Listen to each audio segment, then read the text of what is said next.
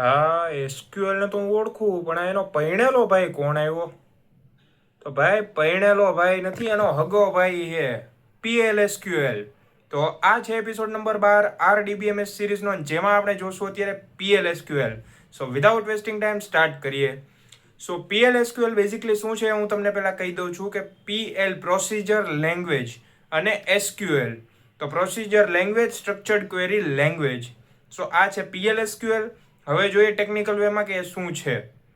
સો PLSQL એ Oracle દ્વારા develop કરાયેલા procedural extension છે SQL માટે, કે જે SQL સ્ટેટમેન્ટને પ્રોગ્રામિંગ ફીચર સાથે કમ્બાઈન કરે છે. હવે આનો શું અર્થ છે? સો નોર્મલી હું તમને કહું કે આપણે SQL શેના માટે યુઝ કરતા હતા? ડેટાબેટમાંથી ક્વેરી લાવવા માટે, મતલબમાં ક્વેરી કોઈ અલગ પાડવી હોય, બે ટેબલ જોઈન કરવા હોય, તો એવા કામ માટે આપણે યુઝ કરતા SQL. પણ PLSQL શું છે? સો PL એટલે કે પ્રોગ્રામિંગમાં કામ આવે. જે પ્રોસિજરલ લેંગ્વેજ છે ને, એ આપણે જે સી લેંગ્વેજ યુઝ કરતા એના જેવું કામકાજ છે, કે હવે તો આમાં પ્રોગ્રામિંગ એડ થશે. શેમાં? તો અહીંયા SQLમાં. સો SQL plus programming language features એટલે PLSQL, જે મેં અત્યારે અહીંયા લખ્યું છે. ક્યાં? તો આ પહેલી લાઈનમાં જુઓ તમે. સો ત્યાં લખ્યું છે, અને બ્લોક સ્ટ્રક્ચરમાં લખાય છે કે જેમ આપણે ક્વેરી લખતા હતા લાઈન બાય લાઈન એક એક પછી, તો એની જેમ જ આમાં આપણે પ્રોગ્રામ લખશું સાથે સાથે પણ લાઈન બાય લાઈન. સો એ જ છે PLSQL, ને જેની અંદર વેરિયેબલ, લૂપ્સ, કન્ડિશન સપોર્ટ કરે છે. કે જે પ્રોગ્રામિંગમાં આવતું અત્યાર સુધી, કે વેરિયેબલ આવતા, લૂપ આવતી, ઇફ એલ્સ આવતા, એ બધું હવે આમાં સપોર્ટ કરશે. અને ઓરેકલ ડેટાબેઝમાં યુઝ થાય છે, કે ઓરેકલ છે એ એક ડેટાબેઝ મેનેજમેન્ટ સિસ્ટમ છે કે જેની અંદર તમે તમારો ડેટા સ્ટોર કરી શકો. સો જોઈએ સ્ટ્રક્ચર PLSQL નું, કે કઈ રીતે વર્ક કરે છે. સો PLSQL પ્રોગ્રામ બ્લોક 3 ભાગમાં ડિવાઈડ થાય છે. હવે કયા કયા ભાગમાં ડિવાઈડ થાય તો જોઈએ. સો 3 ભાગ છે: બિંગ, એક્સેપ્શન અને એન્ડ. સો આ 3 ભાગ છે, પણ તમને એમ થતું હશે અહીંયા 4 ભાગ કેમ બતાવે? સો ચોથો જે ભાગ છે સૌથી ઉપરનો, એ વેરિયેબલને ડિક્લેર કર્યા પછી આપણે આ PLSQL પરફોર્મ કરીએ છીએ, એટલે 4 ભાગ બતાવ્યા.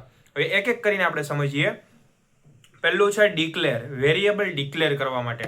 હવે તમે કોઈ પણ પ્રોસેસ કરો તો એના માટે એક વેરિયેબલ તમારે જોઈએ, એની કંઈક વેલ્યુ જોઈએ, ત્યારે તમે પ્રોસેસ કરી શકો. તો સમજો કે એક વેરિયેબલ બનાવ્યો, કે વેરિયેબલ લીધો આપણે A=20, એટલે એની વેલ્યુ 20 છે. આ વેરિયેબલ લીધો એટલે ડિક્લેર કર્યો. બિંગ, મેઇન એક્ઝિક્યુટેબલ પાર્ટ, કે હવે અહીંયા બિંગ એટલે કે અહીંથી પ્રોગ્રામ હવે ચાલુ થશે, અહીંયાથી આપણે આગળ કામ ચાલુ કરશું. ત્યારબાદ એક્સેપ્શન એટલે કે એરર હેન્ડલિંગ. એરર હેન્ડલિંગ એટલે કે પ્રોગ્રામની અંદર કોઈ એરર આવી હોય, કે કોઈ આપણે ક્વેરી નાખી ત્યારે કંઈક પ્રોબ્લેમ આવતી હોય, તો એને કઈ રીતે હેન્ડલ કરવું, એને કહેવાય એક્સેપ્શન હેન્ડલિંગ.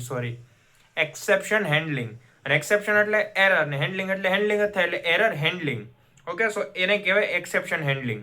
અને લાસ્ટમાં છે એન્ડ, બ્લોક કમ્પ્લીટ કરવા માટે, એટલે કે જ્યાંથી કામ સ્ટાર્ટ કર્યું, પછી એરર આવી અને સોલ્વ કરીને ત્યારબાદ કામ પૂરું કરી દીધું. સો અહીંયા 3 ભાગ થયા, આમ 4 થાય પણ મેજરલી 3 થશે. કયા કયા? બિંગ, એક્સેપ્શન અને એન્ડ. સો આ 3 ભાગ યાદ રાખી લેજો, તમને અહીંયા સ્ટ્રક્ચર ઓફ PLSQL બ્લોક આવડી જશે. કાંઈ રોકેટ સાયન્સ હતું નહીં ને, આ જ હતું PLSQL. તો હવે એક્ઝામમાં પૂછે એટલે લખવાનું કે જ્યારે નોર્મલ SQL એટલે કે સ્ટ્રક્ચર્ડ ક્વેરી લેંગ્વેજને પ્રોગ્રામિંગ લેંગ્વેજ સાથે કમ્બાઈન કરીને લખવામાં આવે, ત્યારે એને કહેવાય PLSQL. સો આઈ હોપ કે તમને સમજાઈ ગયું હશે કે PLSQL શું છે. તો જો તમને વિડીયો પસંદ આવ્યો હોય તો વિડીયોને લાઈક કરો, ચેનલને સબસ્ક્રાઈબ કરો, અને આ વિડીયોને તમારા બધા મિત્રો સુધી શેર કરો, જેથી તેમને પણ આ વિડીયો હેલ્પફુલ બની રહે. તો મળીએ નેક્સ્ટ વિડીયોમાં.